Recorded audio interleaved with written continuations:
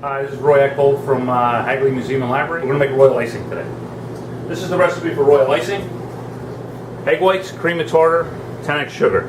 It's the same ingredients as making a meringue, but you don't whip the egg whites before you get to it. You don't want any air in it. You just want it to be solid. You'll beat it until it gets pretty stiff peaks, and it will be the consistency of marshmallow. 3 egg whites.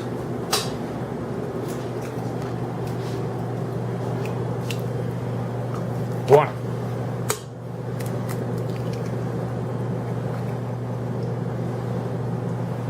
Three. Okay, 1/8 teaspoon of cream of tartar. This stabilizes the egg whites. They don't make an 1/8 teaspoon, okay? So it's a half of a quarter. Oh, that's way too much. It's a half of a quarter. If you paid attention to fractions in high school, that's what it is. All right, so we're going to mix that up a little bit. Just give it a little stir. A pound of 10x sugar.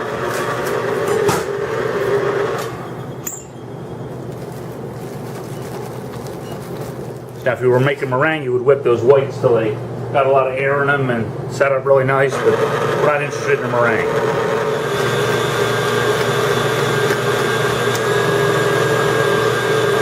It turns really white.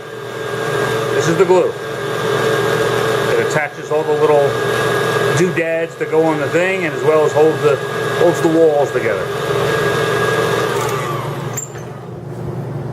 Peaks.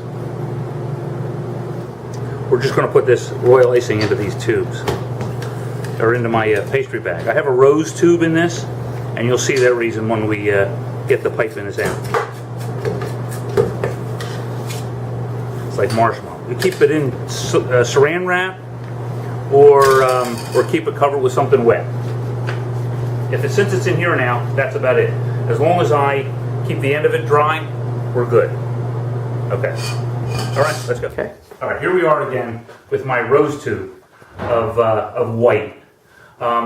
This house has clapboard that we're trying to recreate. A rose tube essentially is a teardrop with a thin side on the top and a sort of a round bulbous side on the bottom. When I'm doing these clapboards, I wanted to hide the top, so we went just across.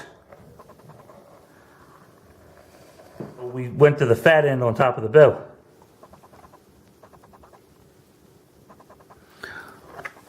Over and over and over again.